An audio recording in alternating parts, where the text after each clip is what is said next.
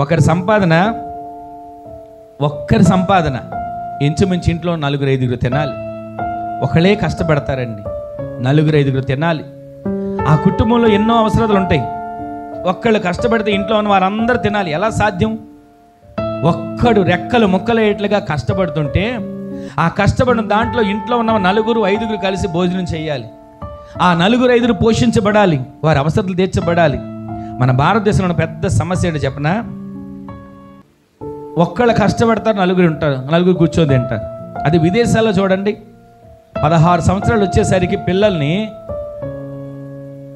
వారు చదువుతూనే ఏదో ఒక పని చేసుకుంటూ వారిని వారు పోషించుకోవాలి. 16 సంవత్సరాలు వచ్చేసరికి పిల్లలు ఒక పక్క చదువుకుంటానంటారు, చదువు మానేరు. వారు ఒక పక్క చదువుకుంటూనే వారు ఏదో ఒక పని చేసుకుని వారిని వారు పోషించుకుంటారు, వారి చదువుకు కావాల్సిన వారు సంపాదించుకుంటారు. కానీ మన భారతదేశంలో, ఇంకా మన తెలుగు రాష్ట్రాలు ఉన్న బాధాకరమైన మాటలు ఏంటంటే, చాలామంది కుటుంబాల్లో చూడండి, చదువుతారు, ఆ చదువుకు తగ్గ ఉద్యోగాలు రాలేదని చెప్పి ఖాళీగా ఉంటారు. నేను అంటాను, చదువుకు తగిన ఉద్యోగం రాలేదని ఖాళీగా ఉండడం దేనికి? చదువుని దానికి ఒక 50,000 30,000 ఉద్యోగం వచ్చింది అనుకోండి, కానీ దానికోసం ఎదురు చూసి జీవితాన్ని పాడు చేసుకుంటూ కాలాన్ని వృధా చేసుకుంటూ ఉండడం కంటే 10,000 రూపాయలు ఉద్యోగం వచ్చిన దాన్ని చేయడం క్షేమం కదా, ఖాళీగా ఉండకుండా. ఈ రోజున ప్రతిరోజు ప్రతి ఒక్క కుటుంబంలో ఎన్నో ఆర్థిక పరిస్థితులు, ఆర్థిక ఇబ్బందులు. ఒక్కరు కష్టపడడం, 4-5 తినాలి. ఒక్కొక్క రోజు పస్తులుండే పరిస్థితులు, రేపెలా అనే ఎదురు చూసే పరిస్థితులు. ఒక పూట పని లేకపోతే ఆ కుటుంబంలోనే బాధలు నాకు తెలుసండి. ఈరోజు నీ మాటలు వింటున్న మన జీవితంలో ఎంతమంది పిల్లలు చదువు పూర్తి చేసుకొని ఖాళీగా ఉన్నవాళ్ళు లేరు మన కళ్ళ ముందు. నేను చదివిన చదువుకి రాలేదండి ఉద్యోగం అని చెప్పి ఖాళీగా ఉండేవాళ్ళు ఉన్నారు.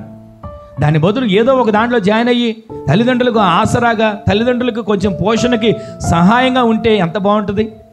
అలాంటి పిల్లలుగా మన పిల్లలు మార్చబడుదురు గాక.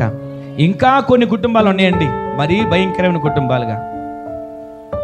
ఆ పిల్లోడికి 30 సంవత్సరాలు వచ్చేస్తాయి.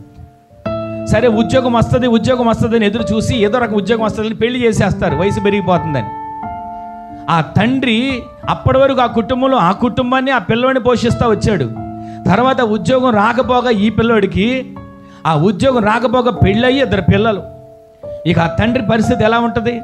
ఒక్కడు కష్టపడితే ఇప్పుడు ఈ కుటుంబం, ఆ కుమారుడి కుటుంబం కూడా పోషించబడే పరిస్థితులు.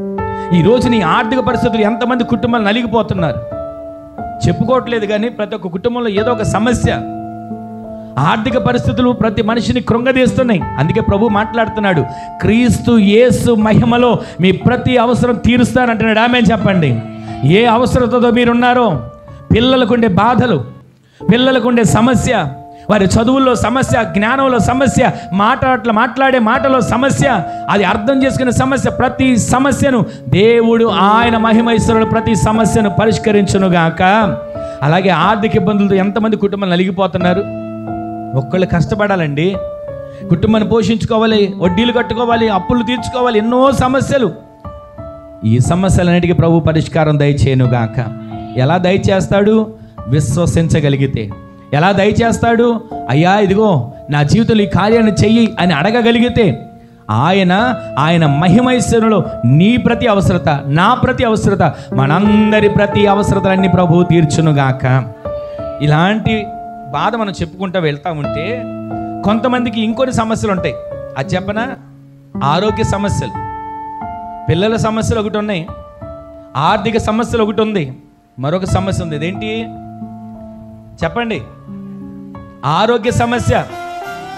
ఎన్ని చోట్లకు వెళ్ళి హాస్పిటల్లో చూపించుకున్నా రోగం ఏంటో తెలియదు, డబ్బులు ఖర్చు అవుతూనే ఉంటాయి, అప్పుల పాలు అయిపోతూనే ఉంటారు. ఎంత కష్టపడి హాస్పిటల్కి వెళ్ళి స్కానింగ్లు చేసి రిపోర్టులు తీసినా ఏమీ లేదంటారు, కానీ మనిషి ఏమో నీరసం అయిపోతుంటాడు, బలహీనపరచబడిపోతుంటాడు.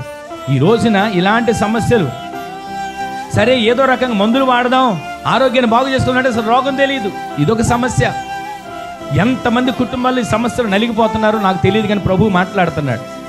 ఈ రోజున నీ బలహీనత ఏదైనా కావచ్చు, నీ సమస్య ఏదైనా కావచ్చు, నీ అక్కర ఏదైనా కావచ్చు, నీ పరిస్థితి ఏదైనా కావచ్చు, విశ్వసించండి, క్రీస్తు యేసు మహిమలో మీ ప్రతి అవసరాలు ఈ రోజు నుంచి ప్రభు తీర్చబోతున్నాడు.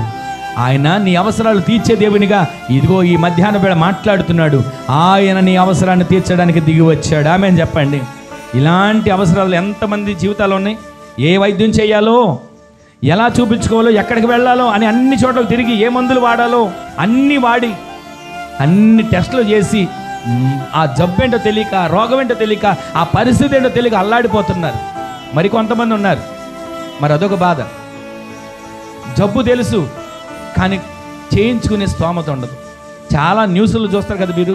ఇదిగోనండి, పిల్లోడికి 1,000,000 మందిలో ఒకరికి వచ్చే జబ్బు, 1,00,000 మందిలో ఒకరికి వచ్చే జబ్బు.